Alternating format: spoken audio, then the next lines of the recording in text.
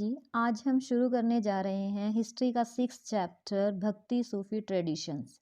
भक्ति सूफी परंपराएं। Bhakti Sufi traditions changes in religious believes and devotional text. धार्मिक विश्वासों में बदलाव और श्रद्धा ग्रंथ 8th to 18th century AD, लगभग 8 से 18वीं सदी तक का समय।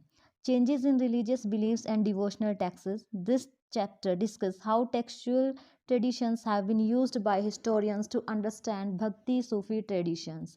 इस चैप्टर में हम लोग ये देखेंगे कि जो इतिहासकार हैं उन्होंने किस प्रकार से जो टेक्सचुअल ट्रेडिशंस हैं उनका यूज़ किया है भक्ति सूफी परंपराओं को समझने के लिए। नाउ अमोइसिक रिलीजियस बिलीफ एंड प्रैक्टिसेस, धार्मिक विश्वास और आचरणों की पचिकारी।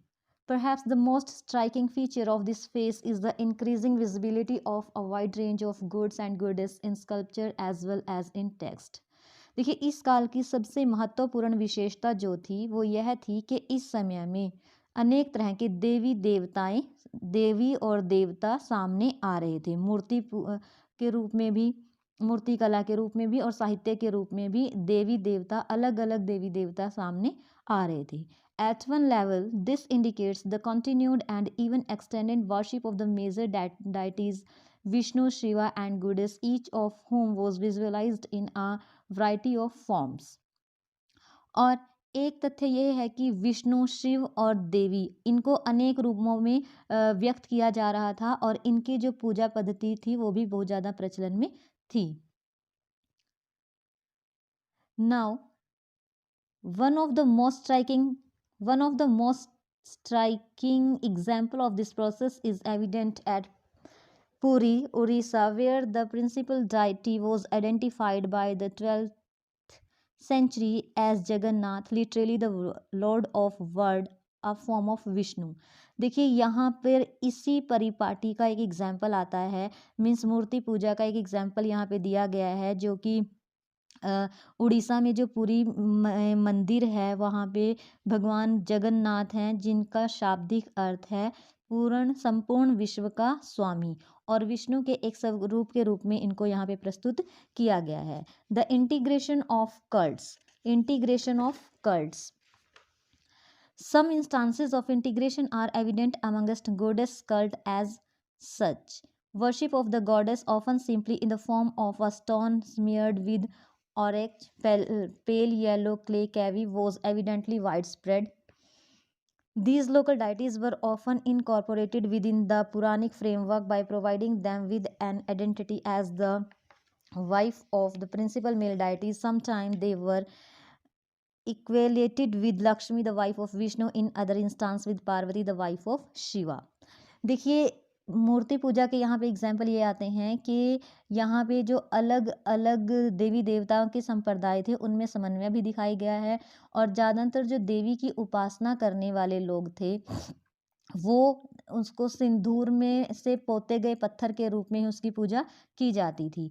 और मेनली क्या होता था, जो स्थानीय देवियों को पौराणिक परंपरा के भीतर मुख्य देवता की पत्नी के रूप में दिखाया जाता था, जैसे कि लक्ष्मी के रूप में जैसे लक्ष्मी जो थी वो विष्णु की पत्नी बनी, और जो पार्वती हैं उनको शिव की पत्नी के रूप में दिखाया गया है। नाउ tantric worship, तांत्रिक पूजा पद्धति। The form of worship often associated with goddess was classified as tantric. अब देखिए, देवी की जो पूजा पद्धति होती है उसी को तांत्रिक का नाम दिया जाता है। तांत्रिक worship was widespread in the subcontinent, और ये तांत्रिक पूजा पद्धति जो थी ये उपमहाद्वीप के कई भागों में फैली हुई थी। It was open to women and man, और इसमें महिला और पुरुष दोनों ही शामिल हो सकते थे। मीन्स ये जो तांत्रिक पूजा पद्धति है इसमें महिला और पुरुष दोनों ही शामिल हो सकते थे। Those who followed tantric rejected the caste and class within the ritual text, और जो लोग इस पूजा पद्धति को मानते थे वो वर्ग और वर्ण के भेद को नहीं मानते थे। Many of these ideas influenced शिविज्म and the बौद्धिज्म, और इनके काफ़ी सारे विचार हैं जिन्होंने शिव और बौद्ध दर्शन को भी प्रभावित किया है। There were conflict that across during the Bhakti movement के समय में कौन कौन से कन्फ्लिक्ट हुए, मीन्स संघर्ष भी हुए थे भक्ति मूवमेंट के समय में लोगों में आपसी। अपने अपने विचारों को लेकर के। There were conflict between those who followed the Vedic traditions and those who practise the tantric way of worshipping deities. देखिए, अब लोग कुछ लोग ऐसे थे जो कि वेद की परंपराओं में विश्वास करते थे, वैदिक पद्धति को मानते थे, और कुछ लोग ऐसे थे जो तांत्रिक पद्धति से पूजा पाठ करते थे। तो इन दोनों में ही आपस में कन्फ्लिक्ट हो गया था, संघर्ष हो गया था। Those who valued Vedic traditions often condemned the practices that went beyond the performance of sacrifices and chanting the mantras. जो लोग वैदिक पार्टी को मानते थे, वो लोग ईश्वर की उपासना करने के लिए मंत्रों का उच्चारण करते थे और यज्ञों का संपादन करते थे। On the other hand those who engaged in tantric practices ignored the authority of the Vedas.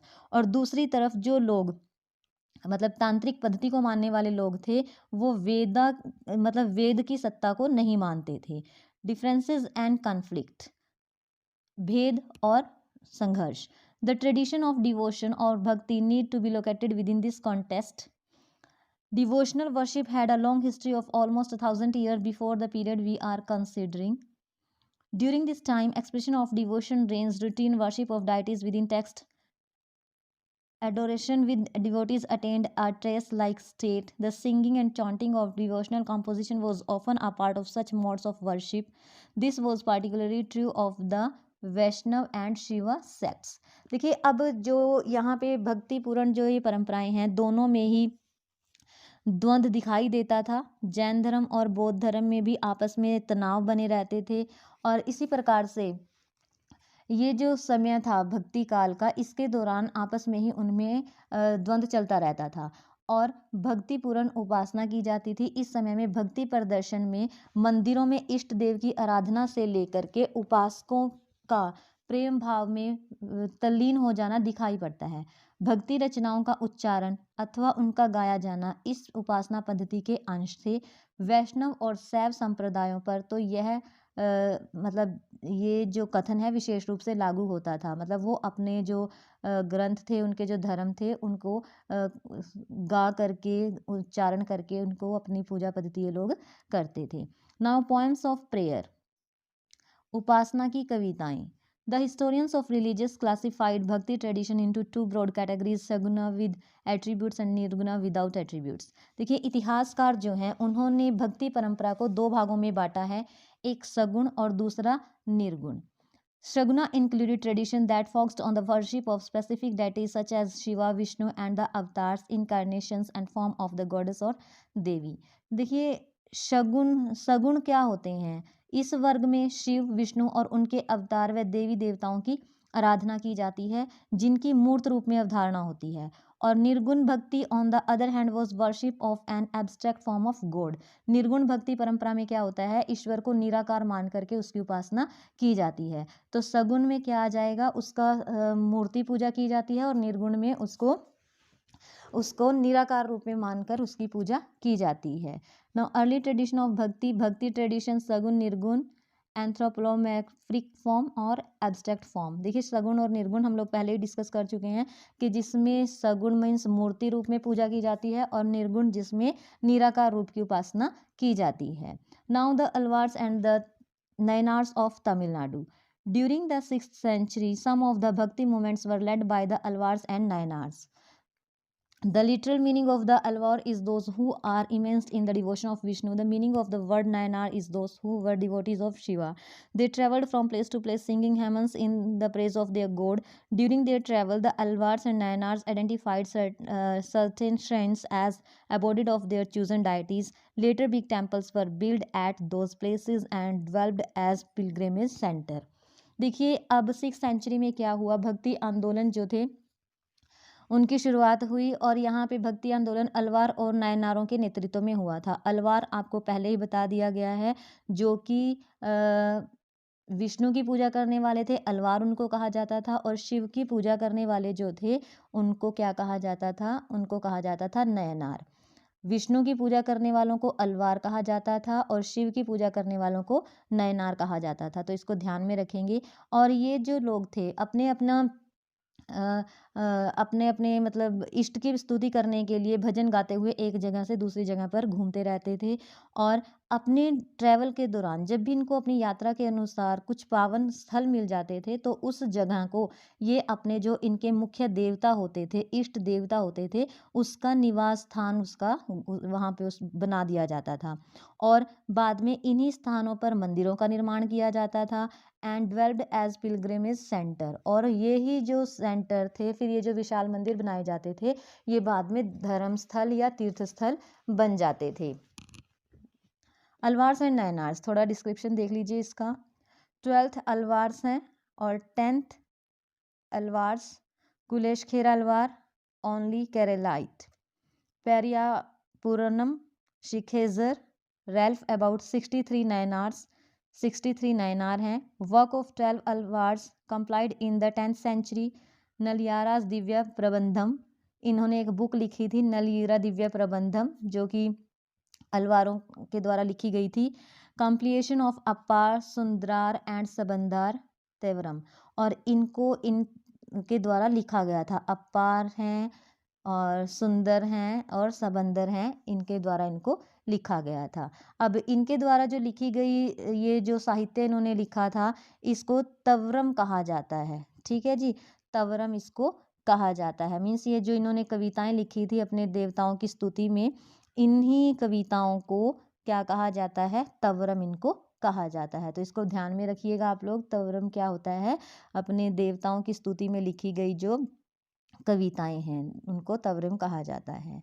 Now attitude towards caste, अब कास्ट के प्रति दृष्टिकोण क्या मानते थे ये लोग। According to some historians the Alvars and Nayanar started a movement of protest against the caste system and the Brahmins and attempt to reform the system. अब देखिए कुछ इतिहासकारों का क्या मानना है कि अलवार और नयनार संतों ने जाति प्रथा और ब्राह्मणों का जो प्रभुत्व था उसके विरुद्ध आवाज इन्होंने उठाई थी। The devotees came from the different social background such as artisans, cultivators and even from the caste that were considered untouchables. अब जो ये भक्ति संत होते थे अलग अलग समुदायों से ये लोग आते थे। कुछ जैसे ब्राह्मण, शिल्पकार, किसान, कुछ तो अन्य जातियों से भी आते थे जिनको अनटचेबल्स माना जाता था, जिनको अस्पृश्य माना जाता था, अछूत इन लोगों को माना जाता था। Composition of the Alvars and Nayanars, इनके द्वारा जो संकलन किया गया है। The composition of the Alvars and the Nayanars are considered to be as important as Vedas. इनके द्वारा जो भी कविताएं लिखी गई हैं, जो भी रचनाएं लिखी गई हैं, उनको वेदों जितना महत्वपूर्ण माना जाता है। For instance one of the anthologies of composition of the Alvars and the Nalayira Divya Prabandham was described as the Tamil Veda and the text was significant like the Vedas that were used by the Brahmins। अब देखिए यहाँ पे एक एग्जाम्पल इन्होंने दिया है कि अलवार्स जो हैं उन्होंने एक बुक लिखी थी नलयीरा Divya Prabandham.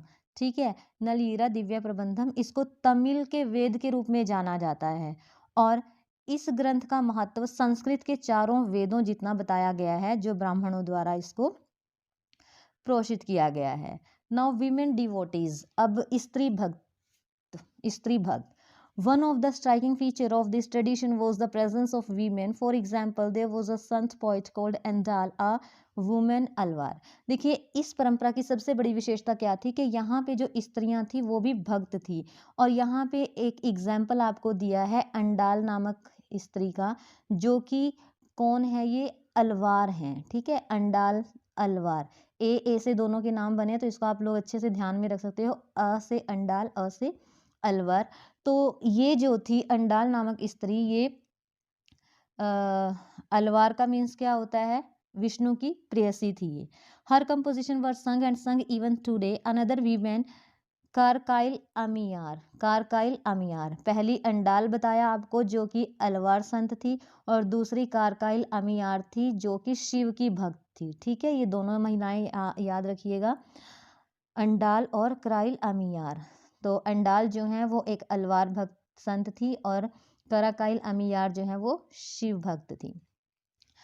Adopted the path of extreme asceticism to attain her goal. और इन्होंने क्या किया, मतलब जो अंडाल थी वो तो अपना भजन कीर्तन करती थी, ठीक है, और विष्णु की प्रेयसी मानकर वो अपनी भावनाओं को छंदों के रूप में व्यक्त करती थी। और दूसरी जो स्त्री हैं वो शिव भक्त हैं, करकाइल अमियार। इन्होंने अपने उद्देश्य को पूरा करने के लिए तपस्या का घोर मार्ग अपनाया था। Her composition were preserve within the Nayanar tradition. और उनकी जो रचनाएं हैं वो नयनारों को में भी सुरक्षित रखी गई हैं। These women renounce their social obligations but did not become nuns. अब ये जो महिलाएं थी इन्होंने अपने सामाजिक जो कर्तव्य थे उनको त्याग दिया था, बट ये नन नहीं बनी थी, बट ये भिक्षुणी नहीं बनी थी। Their presence was a challenge to patriarchal norms. और उनकी स्त्रियों का जीवन पद्धति और उनकी रचनाओं ने पितृसत्तात्मक जो आदर्श थे उनको चुनौती दी थी। Now opposition to Buddhism and Jainism. The Saint poets, the Alvars and the Nayanars were opposed to Bodhism and Jainism. अब ये जो अलवार और नयनार संत थे दोनों ही जैन धर्म और बौद्ध धर्म के अपोज में थे, इनके विरुद्ध में थे। This hostility is well marked in their composition particularly of the Nayanars. और इनका जो ये विरोध था इनकी जो रचनाएं हैं उनमें दिखाई देता था। Historians say that this his conflict was due to the between members of different religious tradition for royal patronage. और उनका ये मानना था कि उनको उनका ये जो विद्रोह है उनकी जो ट्रेडिशंस हैं और जो भी उनको आश्रय मिल रहा है राजाओं के द्वारा उनके कारण उनका विरोध हो रहा है। रिलेशन विद द स्टेट, राज्य के साथ संबंध। Patronage of Chola rulers. अब The Chola rulers supported the Bhakti tradition and built temple for Shiva and Vishnu. Chola शासक जो थे, चोल जो शक्तिशाली रूलर्स थे, उन्होंने क्या किया, उन्होंने भक्ति जो परंपराएं थी उनका समर्थन किया और शिव और विष्णु के लिए मंदिरों का निर्माण कराया। Some of the magnificent temples for Shiva such as the temple if in Chidambaram and Thanjavur and Gangaikonda Cholapuram were constructed under their patronage. और कुछ महत्वपूर्ण मंदिर उन्हीं के समर्थन में, उन्हीं के आश्रय में बनाए गए थे। ये लास्ट ईयर पूछा गया था, ये वाला क्वेश्चन ध्यान से रख लीजिएगा, ध्यान में रख लीजिएगा। चिदम्बरम, तंजावुर और गंगईकोंडा चोलपुरम के विशाल मंदिर हैं जो कि सम्राट चोलों की मदद से बनाए गए थे। किनकी मदद से बनाए गए थे? सम्राट जो चोल थे उनकी हेल्प से इनको बनाया गया था। The Chol rulers built temples often to claim divine support and proclaim their own power and status, and adorned those temples with stones and metal sculpture to present the vision of the popular saints. अब ये जो चोल शासक थे इन्होंने क्या किया, अपनी power को दिखाने के लिए और ये दिखाने के लिए कि उनके साथ डिवाइन सपोर्ट है, दैवीय समर्थन उनके साथ है, उन्होंने बड़े बड़े मंदिरों का निर्माण करवाया। और इसके अलावा टेम्पल में जो स्टोन्स होते थे और वहाँ पे इन्होंने कांसे में ढली हुई शिव की प्रतिमाएं बनाई ताकि ज़्यादा से ज़्यादा इन लोगों को सपोर्ट लोगों का मिल सके।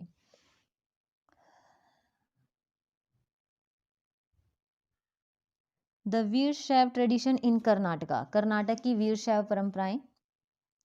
The 12th century witnessed the emergence of a new movement in Karnataka led by a Brahmin named Basvanna, who was initially a Jain and a minister in the court of Cholia king. देखिए ये जो movement है ये कौन सी century में शुरू हुआ था? 12th सेंचुरी में, ठीक है।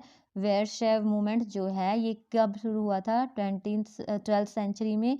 और इसके अलावा इसका लीडर कौन था? बासवन्ना। ये बहुत क्वेश्चन पूछा जाता है।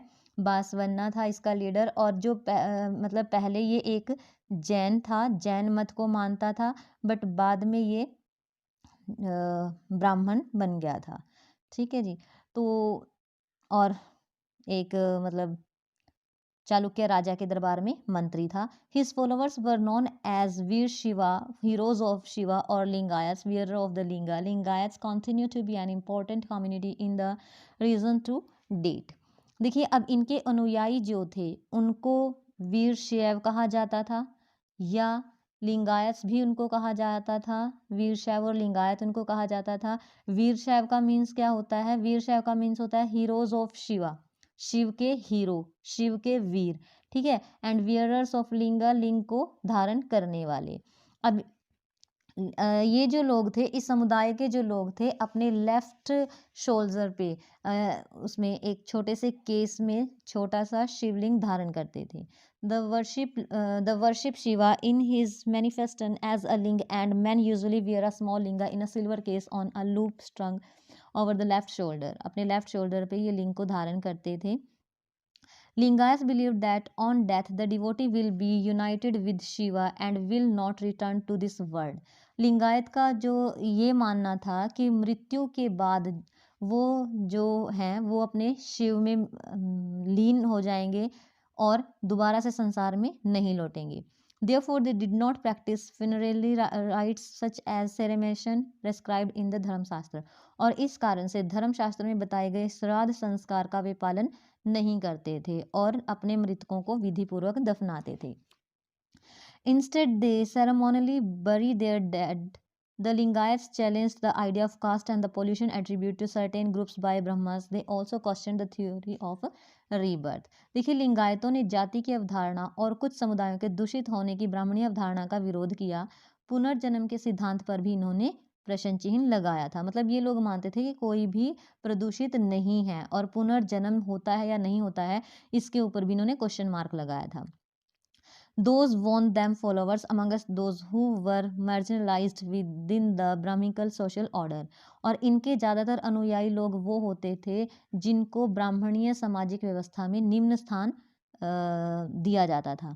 The Lingayats also encouraged certain practices disapproved in the Dharmashastra such as the poet puberty marriage and the remarriage of widows. धर्मशास्त्रों में जिन विचारों को अस्वीकार किया जाता था, जैसे वयस्क विवाह और विधवा पुनर्विवाह, लिंगायतों ने उन्हें मान्यता प्रदान की थी. Our understanding of the Veer Shiva tradition is derived from vachanas, literally saying composed in Kannada by women and men who joined the movement. अब वीर शैव की परंपरा की उत्पत्ति उन वचनों से हुई है जो कन्नड़ भाषा में उन स्त्री पुरुषों द्वारा रचे गए जो इस आंदोलन में शामिल होते थे. The religious fragment in north India. North India में धार्मिक उफान. Religious condition of North India. According to historians, in North India there was a period when several Rajput states emerged, and in most of these states Brahmins occupied important place by performing rituals. देखिए, ये वो समय था उत्तरी भारत में जब अनेक राजपूत राज्यों का उदय हुआ और ब्राह्मणों का इस समय में एक इम्पोर्टेंट स्थान हो गया था, महत्वपूर्ण स्थान इनको मिल गया था. There was no attempt to question their position directly. At the same time, there were other religious leaders who were out of the orthodox Brahminical system and were gaining ground.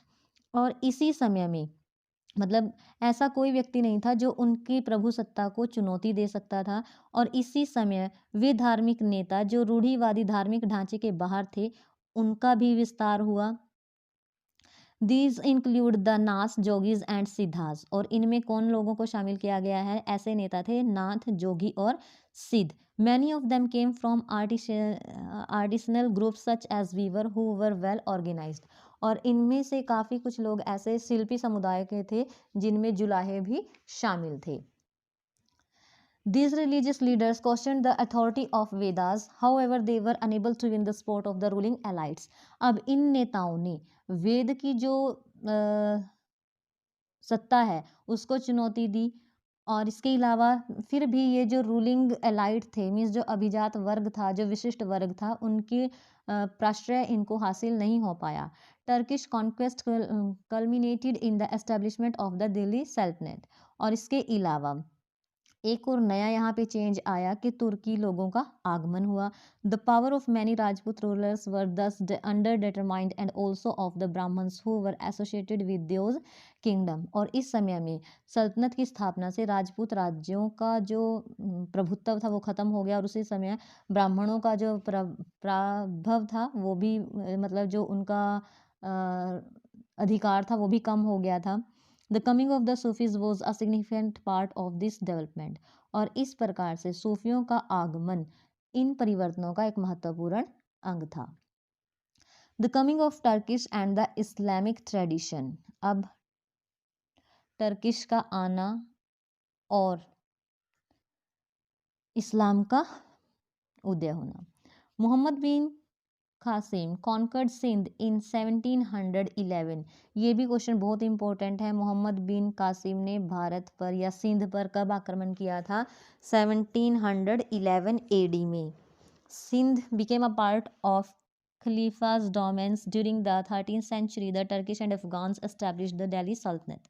711 ईस्वी में मोहम्मद बिन कासिम नाम के एक सेनापति ने सिंध को जीत लिया और उसे खलीफा के क्षेत्र में शामिल कर लिया था। बाद में तुर्क और अफगानों ने दिल्ली सल्तनत की नींव रखी। Sultanates were also formed in the Deccan and other parts of the subcontinent. Islam was recognized as the religion of several areas. This continued with the establishment of the Mughal Empire. देखिए बहुत से क्षेत्रों में इस्लाम शासकों का जो ये था सल्तनत थी वो बहुत ज़्यादा फैल गई थी और 16th सेंचुरी में मुग़ल सल्तनत की स्थापना इसके साथ ही हो गई थी। Muslim rulers were to be guided by the ulema which were accepted to ensure that they ruled according the Sharia. और उलेमा जो है मुसलमान शासकों को उलेमा के मार्गदर्शन पर चलना होता था और उलेमा से ये उम्मीद की जाती थी कि वो शासन को चलाने में उनकी हेल्प करेंगे और जो राजा है उनसे ये उम्मीद की जाती थी कि वो जो है वो शरिया का पूरी तरह से पालन करेंगे। अब शरिया क्या होता है? शरिया रूल्स ऑफ मुस्लिम लोगों के जो रूल्स होते हैं उनको शरिया कहा जाता है। The coming of Turkish and Islamic tradition, the zimmi means protected and is derived from the Arabic word jima, protection. It was developed for people who followed revealed sculptures such as the Jews and Christians and lived under Muslim rule. देखिए यहाँ पे Jimmy word use किया गया है जो कि एक Arabic word है, अरबी भाषा का शब्द है और इसको याद रखिएगा कि ये कौन सी भाषा का शब्द है? अरेबिक वर्ड अरबी भाषा का शब्द है जिमी, जिसका मीन्स होता है संरक्षण प्रदान करना या सहायता करना। ठीक है, तो अब ये कौन थे? मतलब जो गैर मुस्लिम लोग होते थे इनको जिमी कहा जाता था। ठीक है, जैसे ईसाई और यहूदी, इस्लामिक क्षेत्रों में रहने वाले यहूदी और ईसाई लोग थे। They paid a tax called jizya and received protection from Muslim. In India this status was extended to Hindus as well. ये लोग जजिया नामक कर चुकाकर मुस्लिम शासकों द्वारा संरक्षण दिए जाने के अधिकारी हो जाते थे और भारत में इसके अंतर्गत हिंदुओं को भी शामिल किया गया था। एक क्वेश्चन और यहाँ पे आ गया आपके पास, जजिया क्या होता है? एक टैक्स होता है जो कि नॉन मुस्लिम को पे करना पड़ता है। नॉन मुस्लिम जो लोग हैं, गैर मुस्लिम जो लोग हैं, उनको पे करना पड़ता है। In general rules often adopted a flexible policy toward their subjects. और मुगल शासक जो होते थे वो यहाँ पे अपने जो सब्जेक्ट होते थे, उनकी जो जनता होती थी, उनके तरफ लचीली नीति अपनाते थे। They also showed respect and devotion towards non Muslim religion. और इसके अलावा जो नॉन मुस्लिम रिलीजन होते थे, गैर मुसलमान धार्मिक जो लोग होते थे, उनके धर्मों के प्रति भी ये लोग आदर और भाव रखते थे।